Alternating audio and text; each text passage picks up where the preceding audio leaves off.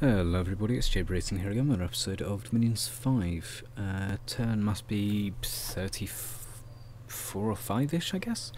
Let's have a look at what went on. So we had a battle on Dragon Point where we were attacked by Lemuria. I think this was the fort we were standing on, which means they weren't attacking the throne that Erethera currently holds on this turn. We killed a lot of Longdead Horsemen, quite a lot of Hastata and Velites, but we lost pretty much everything.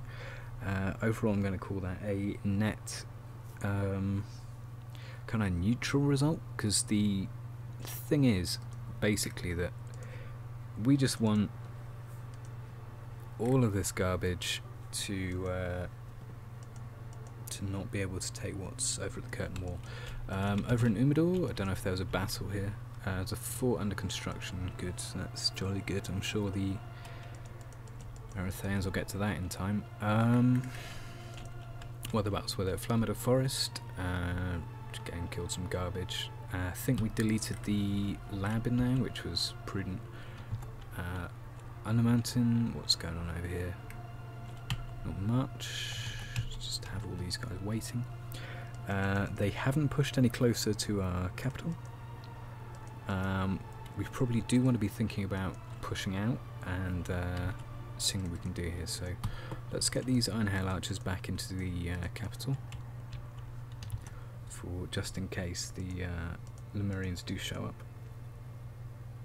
They must be probably at least pretty close to in range from there, because they've got 22 movement. So with floating, Kayla might be in range. Which means I'm going to try and move all these guys just into the fort, I guess. That is fairly tempting also to have all the Iron Hail Archers, for example, on patrol.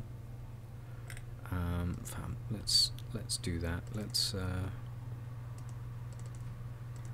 get all these sacreds just doing their thing. He's going to be patrolling, move and patrol. The thing about movement patrol, if you didn't know, if you are new to Dominions or just wonder if it's changed at all in Dominions 5, it doesn't give you a patrol order in the same sense as a regular patrol order in terms of reducing unrest and de-stealth. What it does give you is basically defending the province that they're attacking. It looks like the Lemurians tried to attack Rid, but were unable to break its defences. Presumably the Erythraeans are about to attack Unknown Marshes. Be that as it may, we've still just got to keep on trucking over here, I think.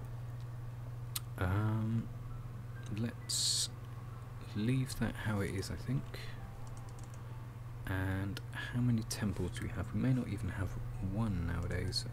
Got one over there.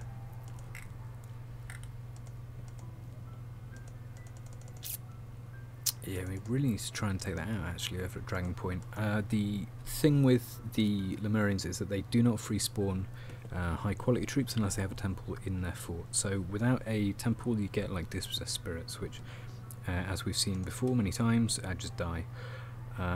Whereas the Velites and so on are actually relatively good troops, especially when buffed with a Holy Fall mage. Now, do we want to build a lab here? I'm not sure. Yes, we do actually.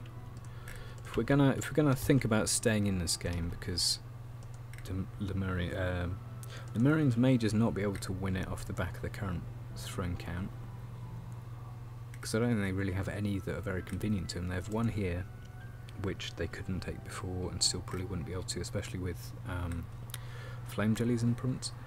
There's one over here that I'm sure the Erythraeans are going to put about 1 million PD into, and there's one at Red Waste, which is probably the next closest to them, which is also pretty tricky to take. So they're currently on, I think, 2 points. Let's have a look. Yeah, 2 points with 8 required. So for the Erythraeans to win, they basically need to take Umidor back, or take the Outer Throne, which is at over here. For Lemurians, they have a hard time. Bogarus, I have no idea what Bogarus is doing, frankly.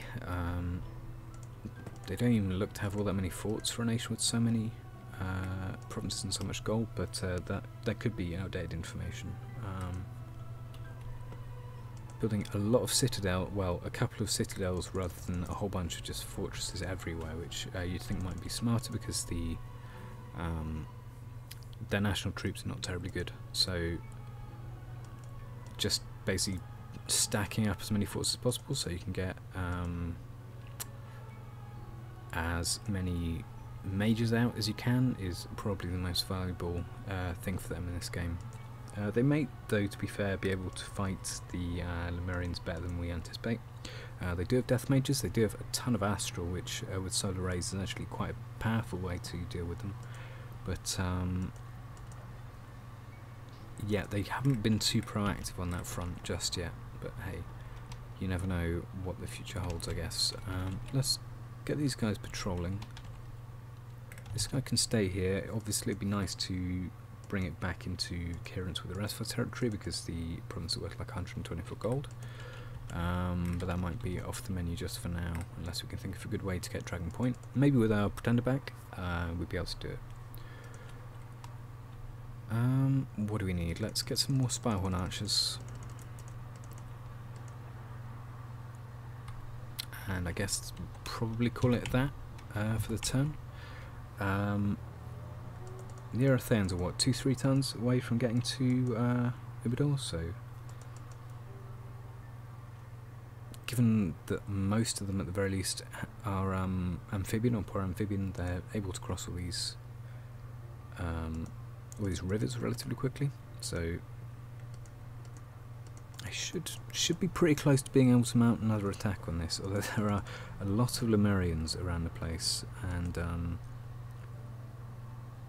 yeah, I think that may pose a problem for them, but we shall see. I guess we shall see.